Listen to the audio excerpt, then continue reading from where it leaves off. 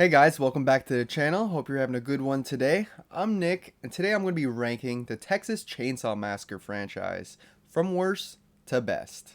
Now, this is a real messy franchise full of sequels, prequels, remakes, requels. Thanks, Scream. As a whole, it's definitely not my favorite franchise, not even close. But there are a few good entries in this franchise, so let's rank them. So easily coming in the last place, guys, at number 9, we got the Texas Chainsaw Massacre, The Next Generation. The fourth one to be released, and wow, this one's a doozy.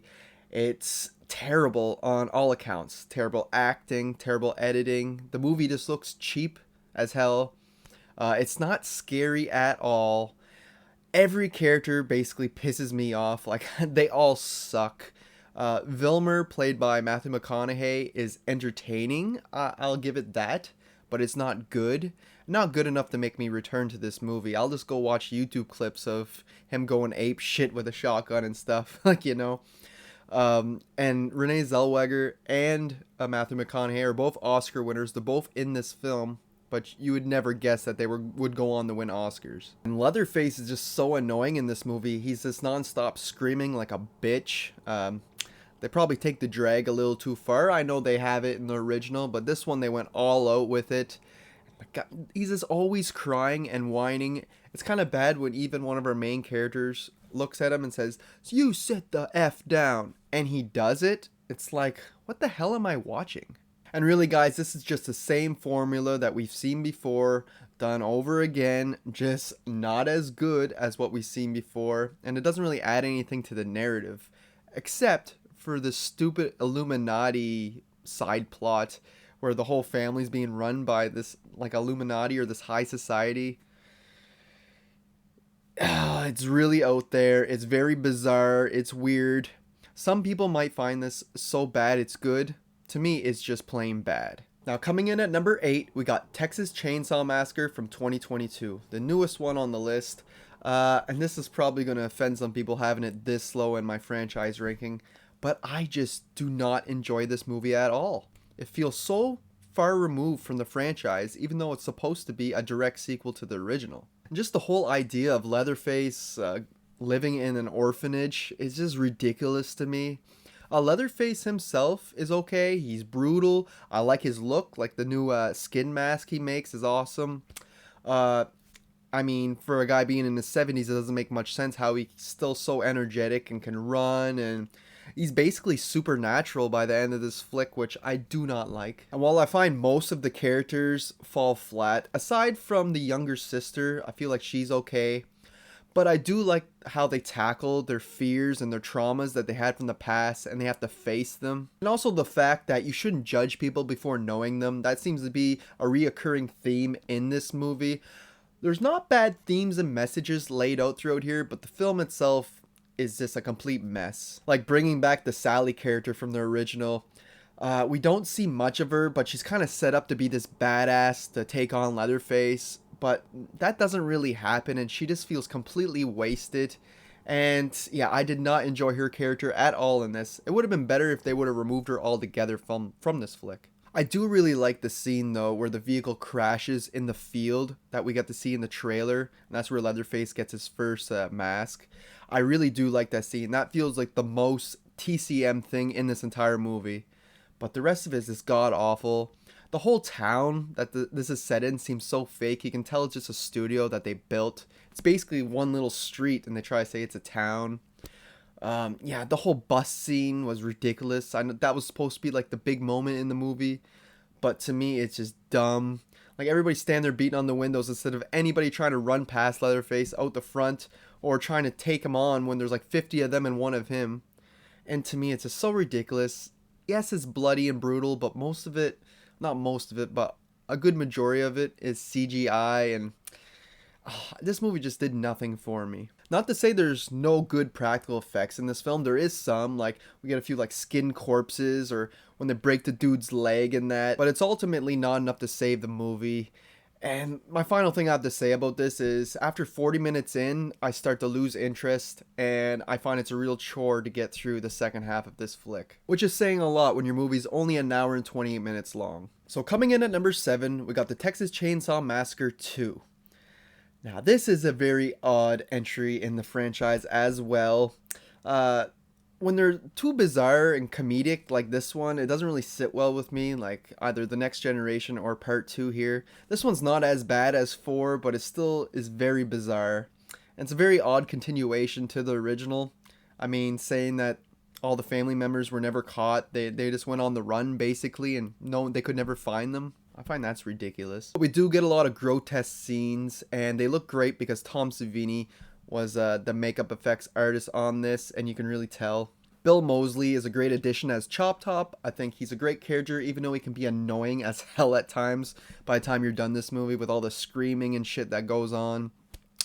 Stretch is okay as our final girl. I think she's a little overrated. And Dennis Hopper is just a whole lot of fun to watch, especially with dual wielding the chainsaws and shit.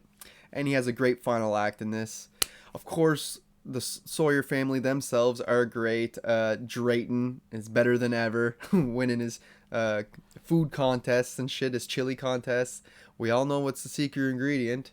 And Leatherface, he's kind of weird in this. He like falls in love with Stretch, and yeah, he's like a teenager having a crush in this one. He's just really weird, using his chainsaw as like his penis and stuff. It's like too bizarre for me. Like Leatherface with the chainsaw between Stretch's legs, and she's going, "Are you good? Are you good?" I'm just like, what the hell am I watching?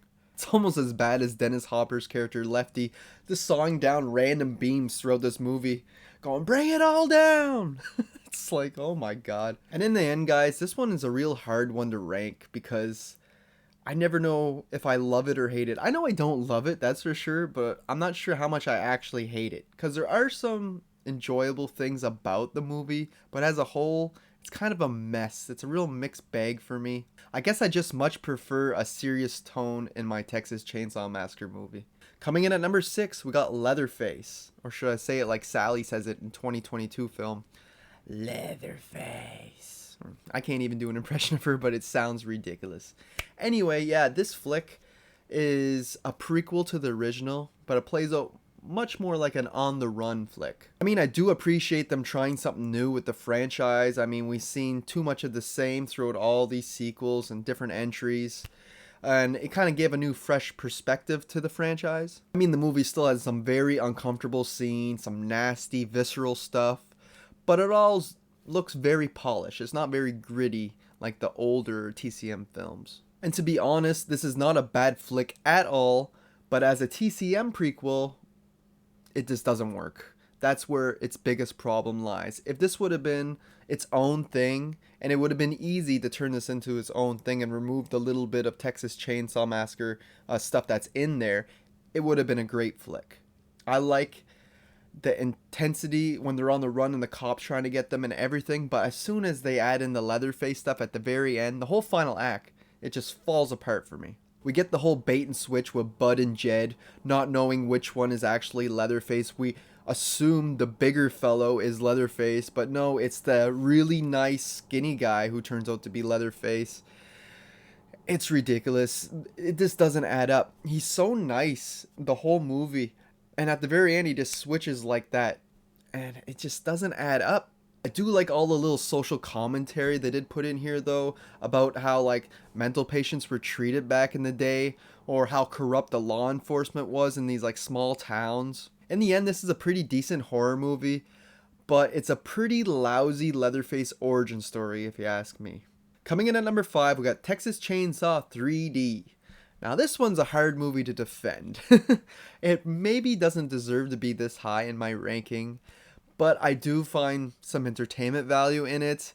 A lot of that has to do with Alexandra Daddario. I just love her, whether she's a good actor or not.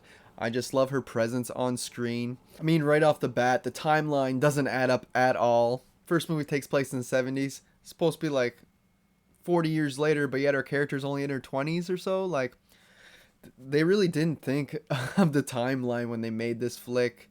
The 3D effects aren't that great. Like most 3D movies, they horror and 3D don't exactly mix, and a lot of the dialogue is very cringeworthy in here. Of course, you know the line I'm talking about. Do your thing, cuz. It's funny, but it shouldn't be. I do like the whole rivalry though between the Sawyers and the rest of the town, the townspeople. It adds more to the mythology and the lore of the whole franchise. Leatherface is kind of a mixed bag in here. I don't care so much for his red sweater and his mask in this one, but he does have a presence to him. He is menacing and brutal and scary. And the rest of the characters are all kind of okay as well. Like I said, this is a very entertaining flick. It's dumb, but it's fun. Coming in at number 4, we got the Texas Chainsaw Massacre: The Beginning. Now, this prequel does answer a lot of questions, like how Arlie Ermey's character became the sheriff, how the other dude got his legs cut off. Did you ever know Leatherface was adopted? It's not necessarily the questions we were asking, but they do give us some answers we were looking for, but they do give us some answers. What I really was looking for was the whole situation at the start of the remake where they pick up the girl and she shoots herself. I thought we were going to find out about her and how she ended up on the road at the very end, or the very starting of the remake. But no, we find out nothing about that, so we really still got a story here in between the prequel and the remake that's never been told. And this flick is violent and brutal, much like the remake, but it is the lesser film in my opinion. Of course, Arlie Ermey still gives one of the greatest performances in this franchise. He is the shining star in this flick. He also was in the remake, but in this one he really stands out more because all the other characters are more meh. From the camera work being super shaky and zooming in on random times to the characters being more forgettable. Like I said, everything's just done a little less good than the remake. I do like the little Vietnam getting drafted into the war thing with the characters. It adds a little bit, but it's not enough. I will say that I do love the look of Leatherface in this one when he actually has just the leather on his mouth. I think that looks really cool. It was a different look for him. And it was really cool to see him working in the slaughterhouse and to find out how everything went down and how this family ended up becoming cannibals. But all in all, this film feels kind of pointless once we already know what happens after this in the remake. The Hewitt characters all feel way too safe because they can't die off. We know they come back. So this is not a movie I rush back to go see, even though it's pretty well made compared to some of these other ones, but it just kind of feels all pointless to me. Now, reaching our top 3, at number 3, we got Leatherface: The Texas Chainsaw Massacre 3. To me, this is the most overlooked and forgotten sequel in the entire franchise.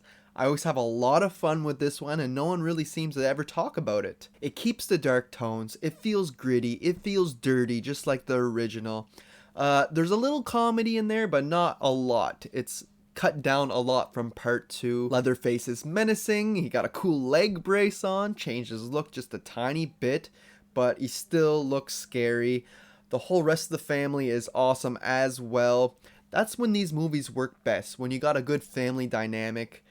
You don't have to focus just on Leatherface. In the original, they focused on everybody, and that's what works best. And it's really cool to see a really early role from Viggo Mortensen in this, who would later go on to do Lord of the Rings and other huge films. Ken Foree's in here too. He's a whole lot of fun as almost like a survivalist. And of course, the gore and the practical effects are all on point. The only thing this movie really lacks is originality. Of course, after going through a few of these films, you kind of get the formula. You get lost in somewhere in Texas, you run into the Sawyer family, and they're demented and they want to have dinner with you. That's basically what these movies are all about for the most part. But while they may be repeating the same formula, I feel like the journey to get there is completely different with this one, and it's a real fun ride.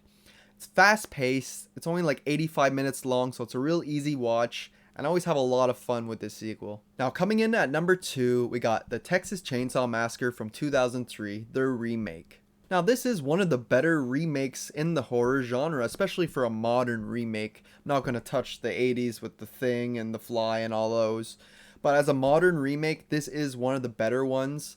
It kind of does its own thing while staying true to the original. They repeat one or two little beats of the original just to keep it familiar, but then the whole second half goes on its own journey, which I appreciate. It's much more of a slasher in the second half, whereas the OG was more psychological. And Jessica Biel as her main lead definitely has the assets for the role, if you know what I mean. No, but on a serious note, she's great. She's kind-hearted. She has morals. While most of the other people in this flick are all assholes. But R. Lee Ermey as the sheriff really elevates this film above and beyond. If he wasn't in here, the movie would drop at least 1.5 in my rating, you know? He is a scene stealer. Every scene he's in, you just can't look away.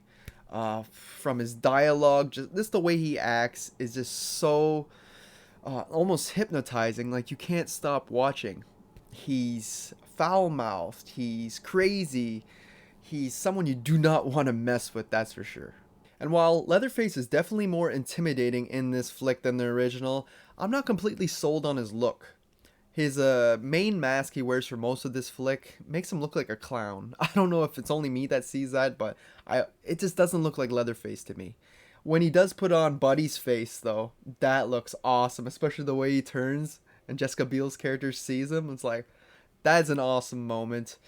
But his original mask he wears for most of this flick is not for me. And while I may prefer the original when it comes to cinematography, there is a few scenes in this flick that are the best in the entire franchise for camera work. One in particular being at the very start when the girl they pick up shoots herself in the head, and the camera goes through her head, through the hole, out the back of the vehicle. Coolest shot in the entire franchise. I'm calling it right now. There's a lot of other cool shots in here as well. The only weird part is, where was that girl hiding the gun, the pistol? Like, up her snatch? Like, what the hell? Like, this is so weird. But yeah, aside from that, this is a great flick. Coming in the first place, we got the original Texas Chainsaw Massacre from 1974. It's a classic in every way. It just does so much with so little. Like, people remember this movie as being such a gore fest and being really brutal, where in reality, we do not see very much gore. Like, when they go to put a girl on the hook, we don't see the hook go in or anything, we just see the front. But it makes you use your imagination, and that's even more powerful at times. Like I said earlier, the cinematography in this is so good. We got that classic butt shot going up when the girl's going up to the house. Just the way it's shot, it feels almost like a documentary, especially with the whole intro where we get like the monologue about all the deaths and stuff. And the movie just looks really gritty, dirty, and it almost gives you a more realistic feel. It's not polished like the remake or the later entries. This one just feels really dark and dirty. And of course, we get the whole dinner scene at the end, which really gets under your skin. That's when the movie gets much more psychological than like a slasher type flick. And yeah, the camera shots in there are great too, how they keep zooming in on her eye and on them laughing. And it's just enough to drive you crazy, but in the best way possible. And you can feel the heat in the air. Like when they were filming this, the food was going spoiled. They were going crazy because it was so goddamn hot. And I feel like that shows on screen. And I know a lot of people complain about the characters in this, but I don't mind them at all. Sally turns out to be a badass final girl by the end, jumping through windows and shit. Franklin's always getting shit on, but I mean, the man was in a wheelchair. He couldn't exactly go wherever he wanted or do what he wanted to do. So I don't mind him whining and complaining a bit. I don't think he's as bad as most people make him out to be. Some people say he's one of the worst horror characters ever, and I just don't see that. And of course, the Sawyer family are all great, whether we're talking about Drayton, the hitchhiker, or Leatherface. They all bring something unique to the table. No pun intended. I mean, even the damn sound effect on the camera, every time they take a picture on the camera and like goes, it's like that has become so iconic that they use it in later entries for like no reason whatsoever, just to have that sound in there. And it's freaky hearing that noise. Who would have thought that noise would be freaky and creepy? And yeah, this movie really is the whole package. And all in all, it definitely made me scared to go to Texas in summer in one of these isolated towns. So the movie definitely did its job. So there you have it, guys. There's my ranking of the Texas Chainsaw Massacre franchise. Let me know what's your faves, what's your least faves, or if you want to drop down all 9 movies and your rankings in the comments, I'll be glad to read them, and I'll make sure to get back to you on that. This is a very messy franchise, so I don't imagine a lot of us have the same ranking, because there's some that love the new 2022 movie from Netflix. Me, I did not enjoy it at all. While I do find some enjoyment out of Texas Chainsaw 3D, where I know it's more of a guilty pleasure because it's a pretty bad flick. All those links to all my social medias and stuff will all be down in the description, guys, if you're interested. And until next time, thanks for watching.